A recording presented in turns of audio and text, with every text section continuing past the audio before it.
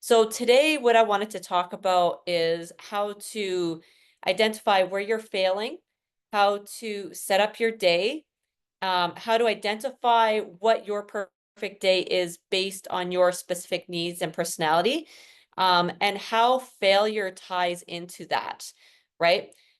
So for me, I have been like wicked hesitant to start the 5 a.m. day. Um, and I've now been doing it for 2 months, and I can talk a little bit about how that's helped me in my goals, in planning my day and everything like that.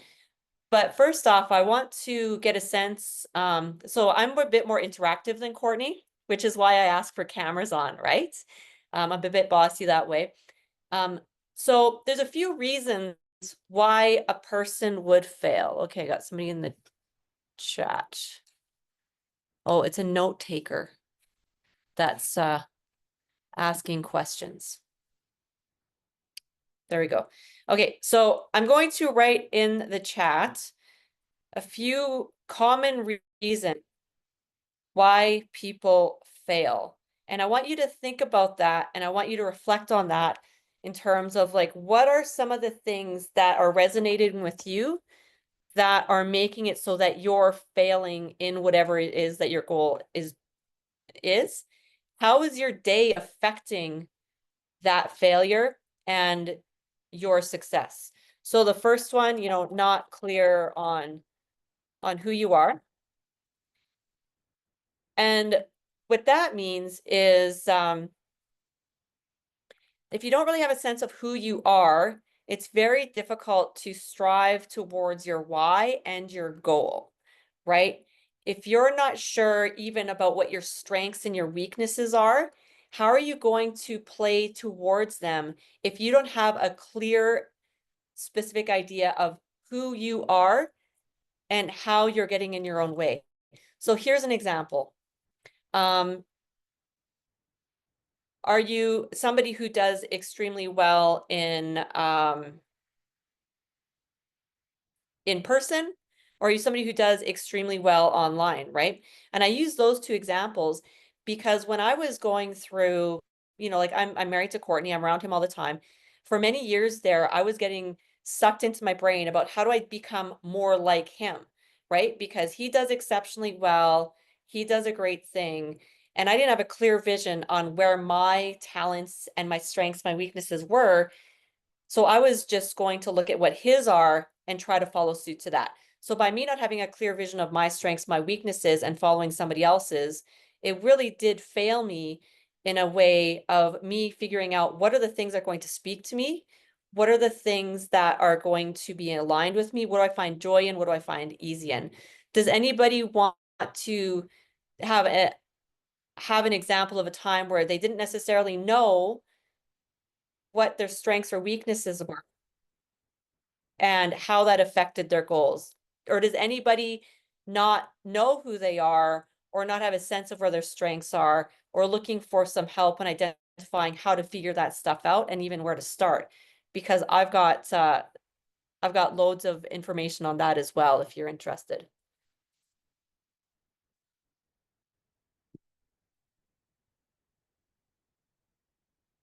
Nobody has anything to say about that? Not one? Hi. Okay. I know. So There for we go. me, like when I lived in BC, I was like born and raised in my small town and I never wanted to like leave. I was so comfortable in my ways. And my husband was like trying to push me to get out of my comfort zone. And then it was just one of those things where I finally was like, okay, let's do this. Let's make this big move. And then now that I actually did it, it was one of the best decisions of our lives. So having that hesitation of leaving what I was comfortable with to go to somewhere that was, I knew nobody and like I was starting all over. So that for me was what I overcome in the fear of leaving what I know for the unknown, if that's kind of what you were speaking to. Yeah, for sure. And with all of you, you're fairly new into real estate, right? Yeah. Who here, by raise of hands, has imposter syndrome? Like you all must, right? So when I say like you don't have a clear vision of who you are, you for sure you do, because you're likely coming in feeling like an imposter already. Like you're getting your real estate license, you're in it.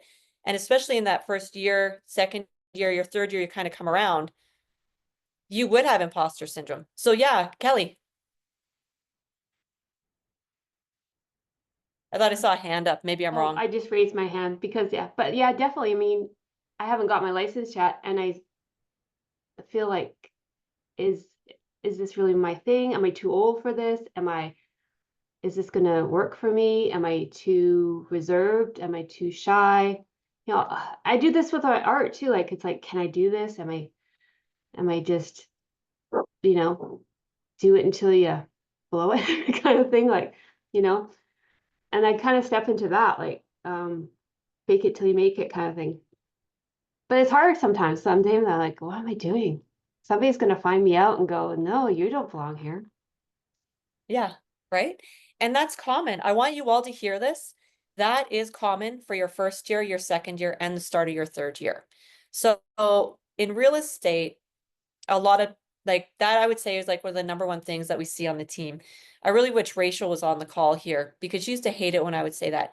Year one, you don't really have your feet under you, you don't know what's going on, you have low confidence, and you're trying to, you don't really know who you are as a realtor, right? So that almost ties into like if you don't know who you are as a realtor, you need to dig deeper to find out who you are as a person because that is the exact same person. You just don't know how to harness that and to push it out. Um, Anyone else have any insights into feeling like an imposter? Why it's important to figure out your gifts and your joy and how that moves you forward? No? Okay. It does tie a little bit into not clear on your mission. If you're not clear on your mission, then it's very difficult to know what it is that you're looking for, right? So, what is everybody's why when it comes to being in real estate? Do you have a good handle on what your why is? Now, um, I would love to hear from some of you who have identified your why real estate? What is your expected outcome? Why are you doing this? Does anybody have a clear sense of that yet?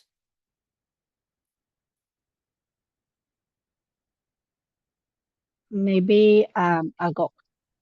So for me was I was in a company for 15 years, and then my husband and I started to invest in real estate as just investors buying rental properties. And once we were there, we find out that we really like this and it's our passion. So um when we were doing this, we decided together that maybe becoming a realtor is a good idea, just to add value to our business and what the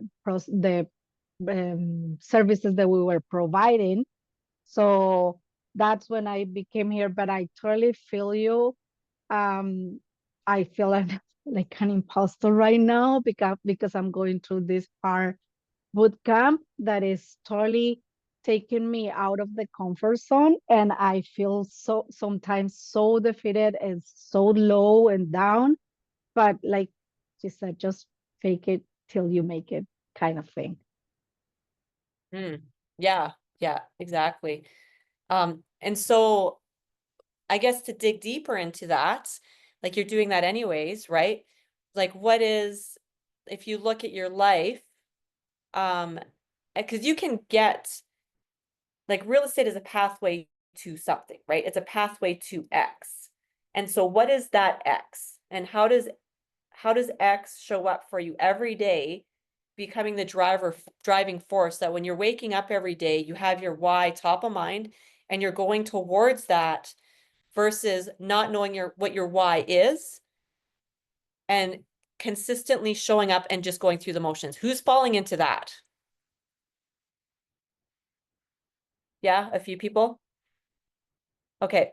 So for those of you who aren't falling into that, I'd love to hear what your why is, how you're incorporating it into your day, and how are you reflecting on it when you're waking up in the morning? So it sounds like the rest of you have a sense of like what your why is.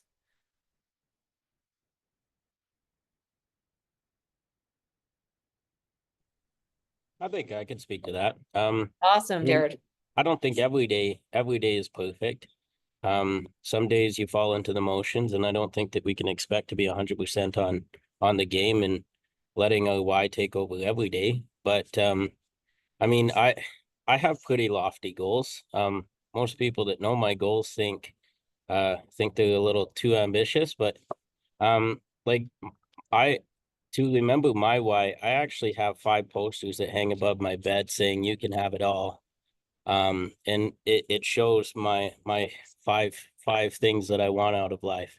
So that keeps me going. That keeps me remembering why I wake up in the morning, why would I do what I do. It prevents me from getting burnout. Because every time that I need a break, I go and I take a few hours or I take a day, but I don't feel burnout the same way that some people would if they don't have their why established. They don't like I don't get discouraged as easy. I can go back to bed. I look at my posters and I go, okay, well, tomorrow's a new day. Let's kick some ass tomorrow, So that's kind of the way that I wake up in the morning. I first thing I see is the posters, last thing I see is the posters. So I know my goal, and I write down my goals day and night. So I know why I wake up and I know why I go to bed. Awesome. That's perfect. Anyone else here?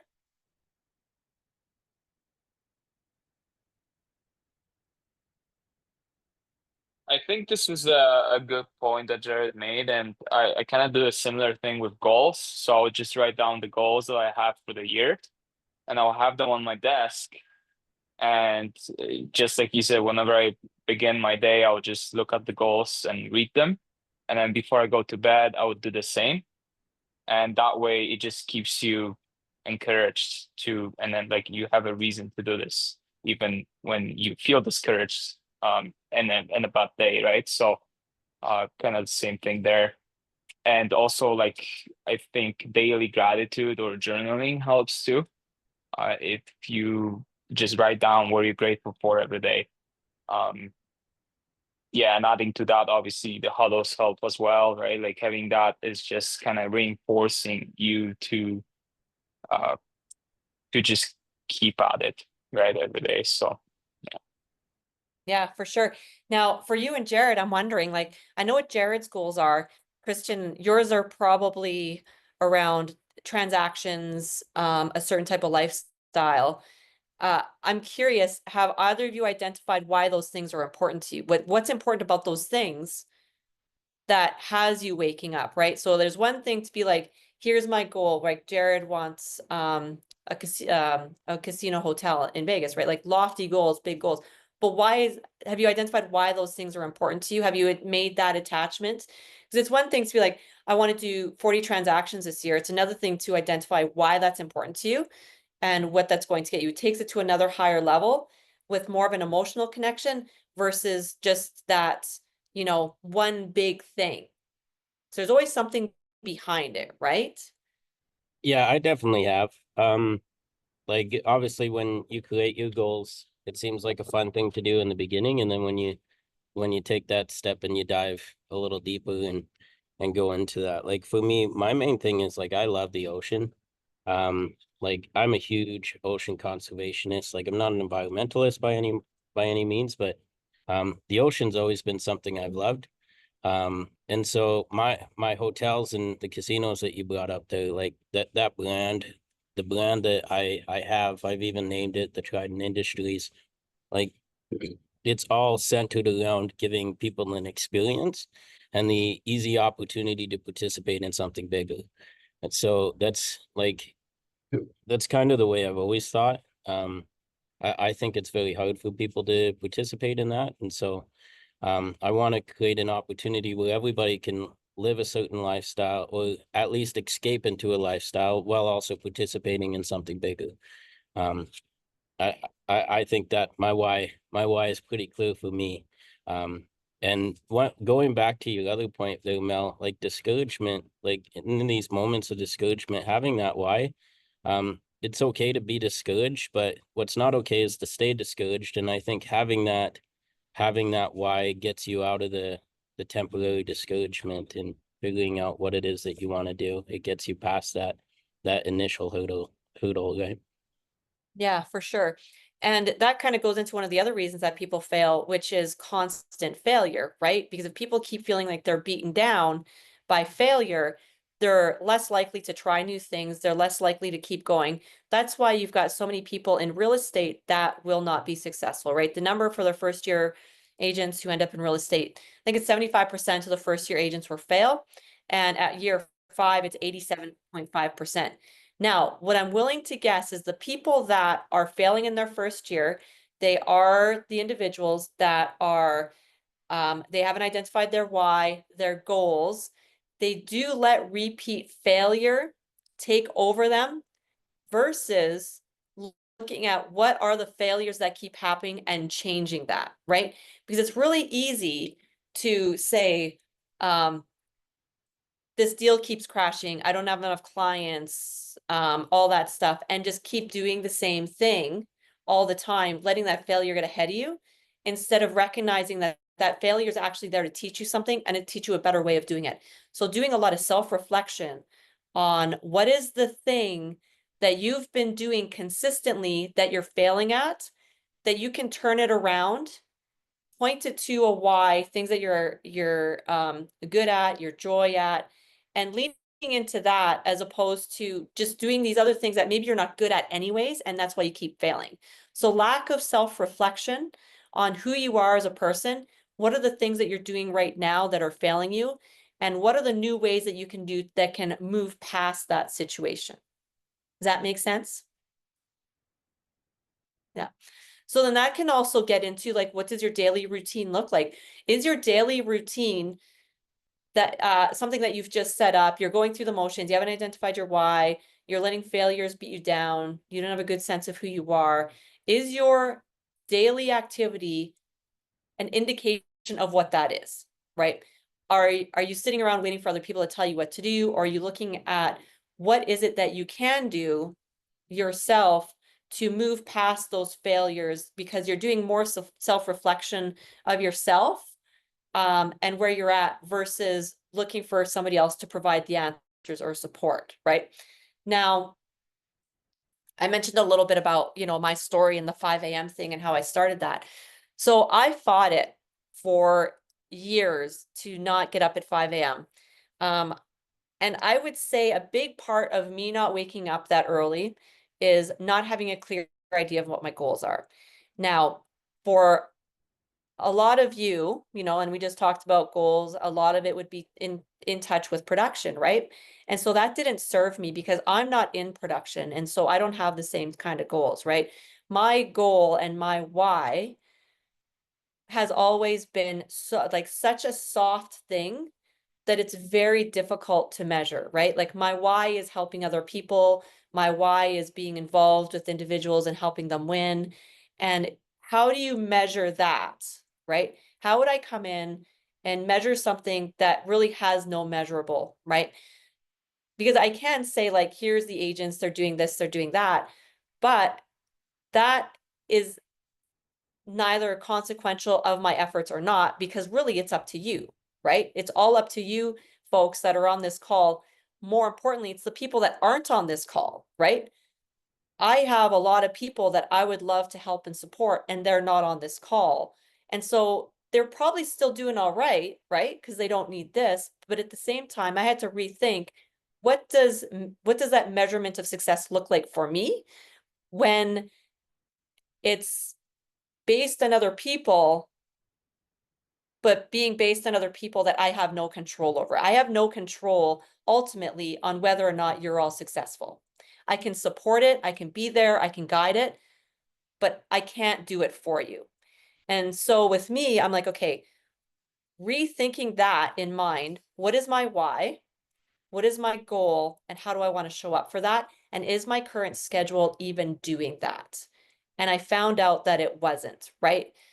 I took a deep look, and rather than focusing on, such a soft thing, I'm going to focus on my skills, right? So my goals have now become, they've moved away from wanting to my why being I want to support as many agents as I can in being successful agents. Like, of course I want to do that, but that's a byproduct of what I want to do. Ultimately, what I want to do is challenge myself and be a person who is always learning, always being challenged, always finding different ways to show up so that when I am showing up, it's in a way that's useful. How does 5 a.m. tie into that? I used to wake up at 7:30, go to the gym, make it to our huddle, run my day. I would spend an insane amount of time organizing my emails, which, you know, for those folks that have been emailing me, my apologies. I'm still working my schedule out so that, you know, I'm not getting sucked into this daily routine of, you know, managing my emails, which was taking an hour to 2 hours. Uh, rethinking that and finding ways that are better for me, make me a better person, make me a better leader, make me a better support person, make me a better person all around. So that the byproduct of all that now becomes your success ultimately, right? And one of the biggest things that you're going to see from that is like you see me on the call today, right? I have always been hesitant to take the coaching calls because I didn't see what kind of value I could provide if it had nothing to do with real estate. So this for me has been part of, you know, me working on me so that I can help you get to where you need to be, which is the byproduct. And what are those things, if that makes sense? So 5 a.m. started happening because I recognized that there wasn't enough time in the day for me to do the things that I needed to do. There wasn't enough time in the day for me to, you know, stretch, which, you know, was kind of like free time. Do training, leadership training, right? To listen to podcasts. I've identified podcasts being a very great way to get information. If rather than me going to Google or ChatGPT now to learn things about myself or about how to be better, I'm putting it into Spotify. I'm sure it works with Audible or with Apple Music as well. I'm asking that question in those platforms versus Google. Reason being is when I was having a bit of a problem trying to figure out what my why is, what my goal is when it's not based production, I asked Spotify and it would pop up, you know, say 5 or 6 different podcasts, and I would find that podcast that spoke to me, and that would usually give me 2 or 3 different resources that I could go to that would lead me to other areas that are going to give me the things that I want, that I can learn, that I can take into my day. If that makes sense. Yeah. Okay. So there's 20 minutes left. 20 minutes. Yeah, there's 20 minutes left. So there is has anybody heard of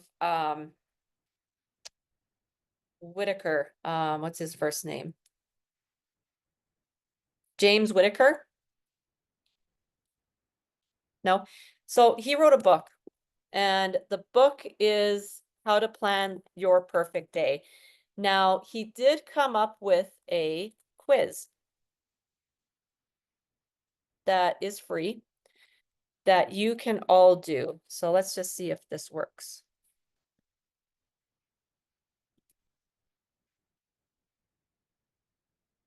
Okay, yes. So, and then he's got some podcasts ready to run the day, live up to your potential. So what he's done, which is fairly fantastic. Oh, where'd y'all go? There you go. What he's done, which is fairly fantastic, is he has come up with a way for you to do that quiz, and it'll give you a little bit of an idea of like what you're really good at, based on your personality, and where you're going to shit the bed. Full stop, right? Here's 3 things that you're really good at. It actually will help put your why in there as well. So you can, as you can imagine, mine was, you know, pretty high on the connecting with people, meeting with people. But then it also told me the places where it hasn't been serving me in my current schedule in like a rough kind of way. And he's got it set out as dolphins, right? Or as animals. So there's dolphin, koala, couple others. And by doing that and going through that quiz, figuring what you're at, and I can share mine, I think.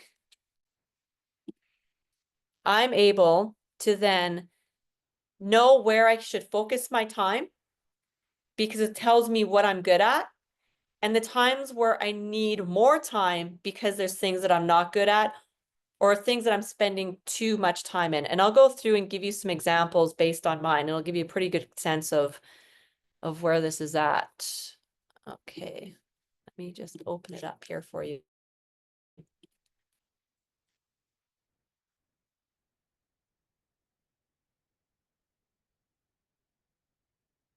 Has anybody done anything like this before?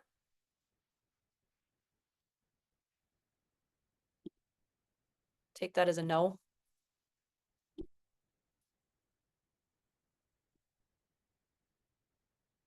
Let me get back to you all. Share screen.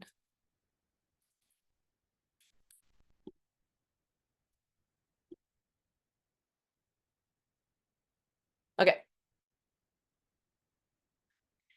So lion, dolphin, owl, koala. So I show up as a dolphin.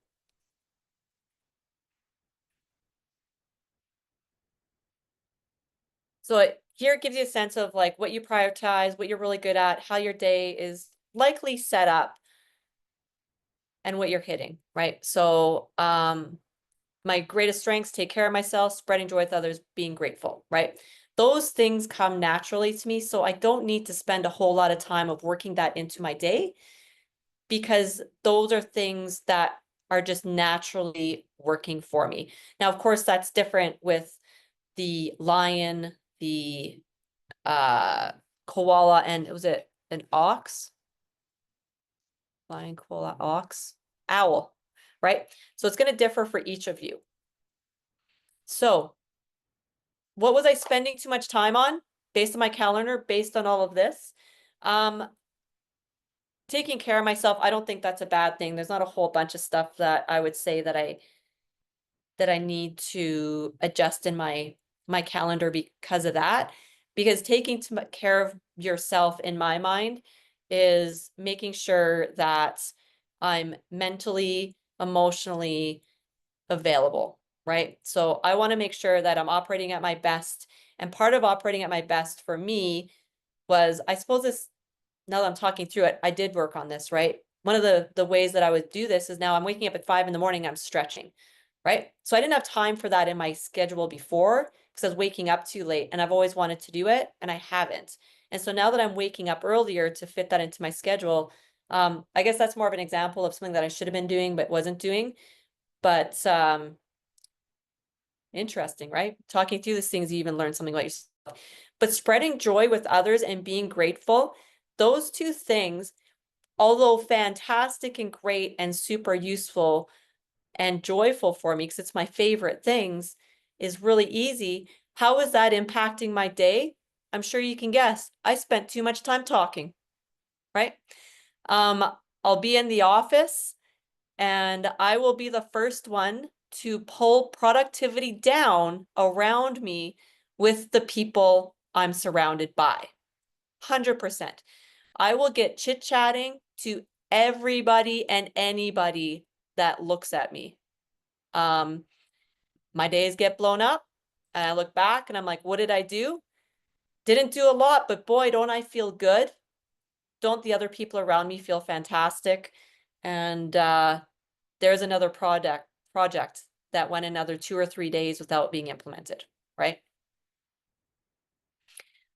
Very clear to me that I needed to time block and then just sit with that and make sure that I am not chit-chatting.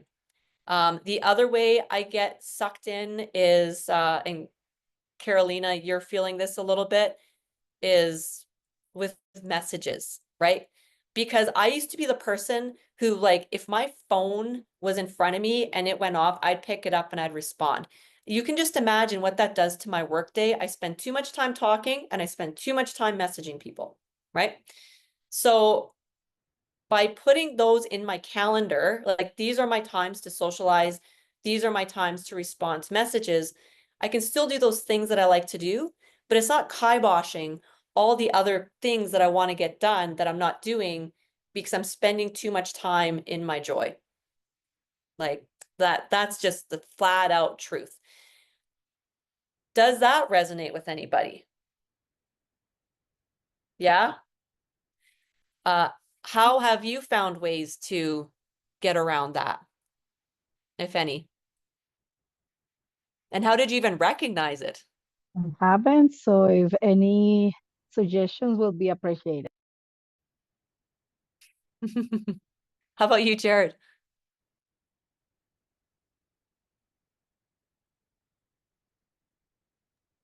So I'm reading the results because I kind of took them. But Yeah. Do you want to share what you are? I think I answered one question wrong, but it's not giving me the results really. So I'm trying to find it. But Gotcha. It would have emailed it to you too.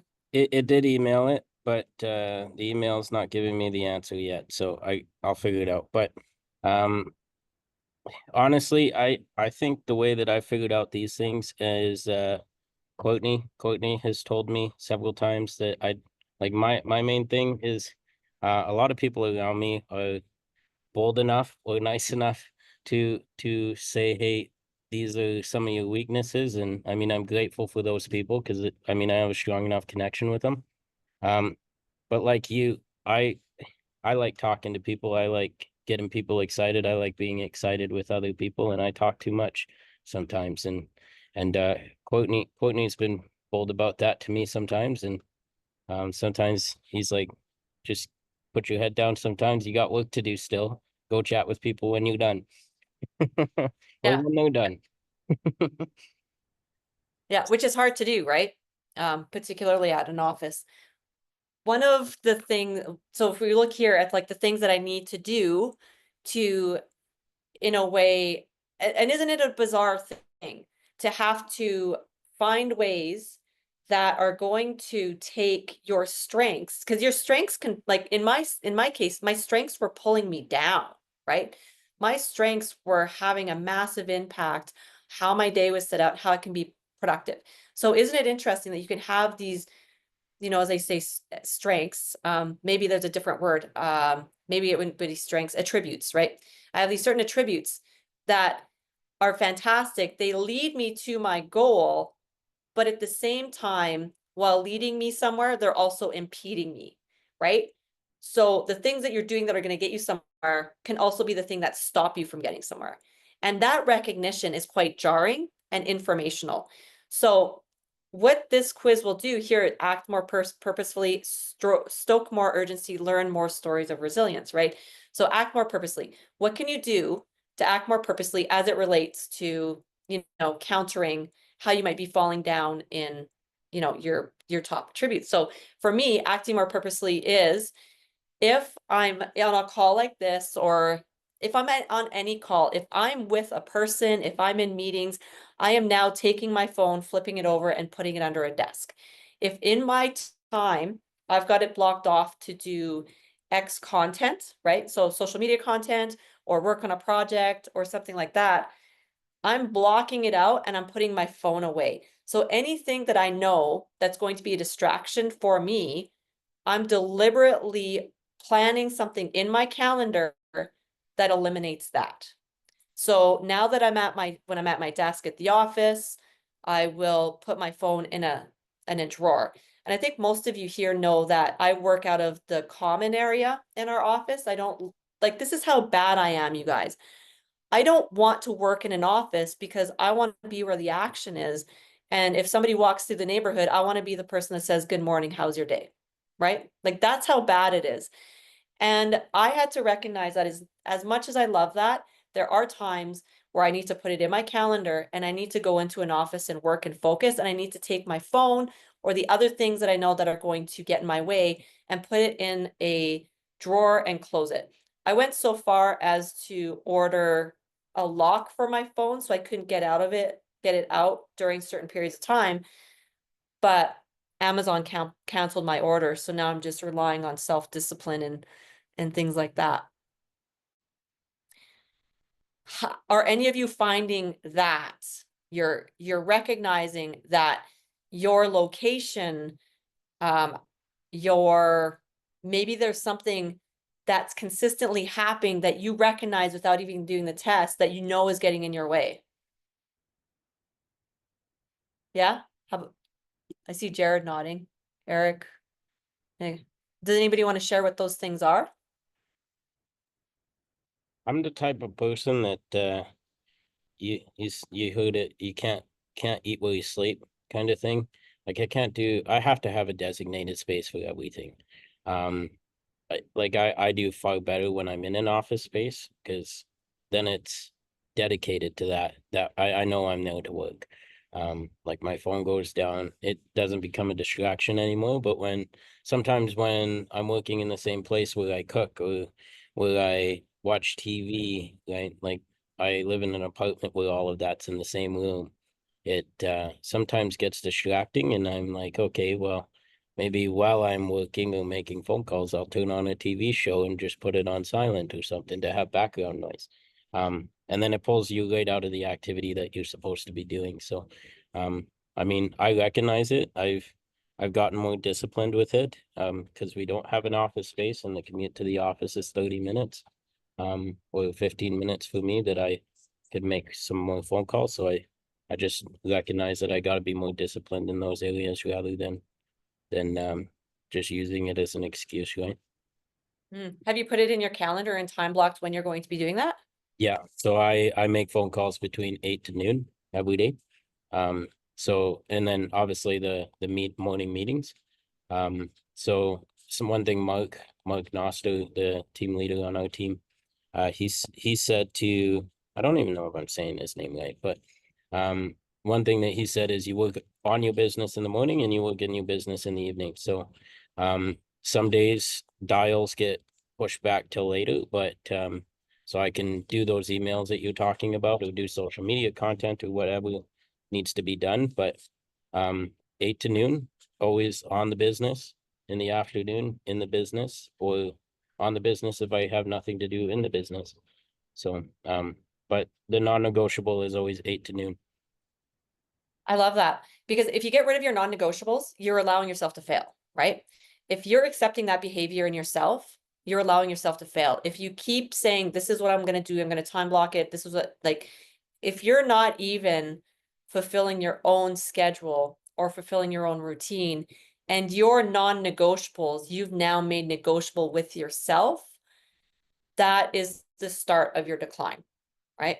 And so if you are always saying, this is my non-negotiable, it doesn't move, it's super important, then consistency, time after task, creates flow and movement. But if you're not consistent and you're making that non-negotiable negotiable, then what happens? It falls off, it's difficult to pick back up, you don't get the practice, you might not even get back into it. Yeah, Kyla, you had your hand up. Sorry, my phone just went dead, so I didn't actually hear the question that you asked. So I was just trying to, but I kind of think I figured it out from what Jared was saying. So Gotcha. Yeah. And so then moving into, stoke more urgency for me, right? So yours are going to be different, but this is just an example to kind of get you started. So to more urgency. So in order for me to not like start sliding off and start chit-chatting to everybody that shows up, it really did mean that I wasn't behaving where things were as urgent as they were, right? Because if it's not in my calendar, if I, going back to those non-negotiables, am now making negotiable and I'm reframing my rituals, and I'm not even doing the things that I said I would do, then that's leading myself to failure. So again, like, what's my perfect day look like? What are the things that are urgent? Right? So looking ahead, what are the things that are urgent? And of course, there's things that are going to come up, in which case you would also put that as a, like I've got a time slot of like anything that comes up so that I can go review that and attend to it if I need to. But framing my day and my week and actually changing how I'm showing that in my schedule, right? So on Monday, Tuesday, for example, content creation. It'll change because what I'll change in there every week are my topics, right? I'll go in every week, I'll update my information so that when I show up, right, I'll do this on Friday for my next week. So my next week is planned out. I'm not having to rethink about what it is I'm supposed to do. So if Monday, Tuesday is content creation, on Friday, I'm going in there and I'm putting in my topics so that when that time slot comes up on Monday, Tuesday, I just look and I'm good to go. Because I don't want to burn my time on now trying to figure out what I'm supposed to be saying or doing. That's slotted in for my Fridays, and review your time, right? Review your next week. Make a plan for next week. That's where that happens. It doesn't happen when I'm showing up. So before I started going through all of this, I would show up consistently unprepared and just let it buck. Because that's how my family is. My family's motto is it'll buff out. And it has. And that's part of my problem. Things in my life have buffed out. They've just worked out. Is that where I want to stay? No. And so that's why I started to be more deliberate about what my day looks like, what my goal is, what my why is, and not assigning it to other people, but assigning it to myself. Yeah, Christian. Yeah, I just wanted to add to that, since you mentioned the urgent tasks. There is an exercise actually I heard about in the book. And I think Ryan mentioned that on one of the huddles as well. There's an exercise of a square, and each quadrant will have important and urgent tasks, and not urgent, not important. No, sorry, not urgent, important. And then the third one is not important and urgent, and then not important and not urgent. So what typically happens is majority of our time goes to all of the quadrants except the quadrant number 3, which is not urgent and important. So we're only working on the important tasks that we should be devoting most of our time to. And typically, phone calls, emails, stuff that comes up, urgent tasks take up the majority of our time. And then that's why we just always juggle through all these quadrants, but the quadrant 3, which is the most important one. So just want to add to that.